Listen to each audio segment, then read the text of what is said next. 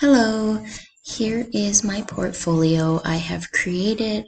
I chose a blue cool background and I also chose a white font to give a little bit of contrast.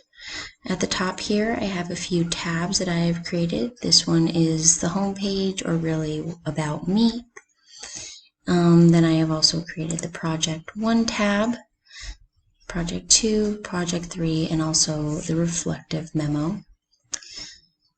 Here's a photo of me and a little bit about myself and my degrees that I am going towards. At the bottom here, I added a few buttons that you can click about what I've learned, and this is where I reflect on what I've learned to help me in my future projects.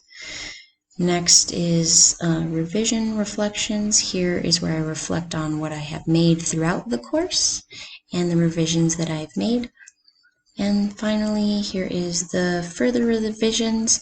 This is where these are revisions that if I had more time, I would make them.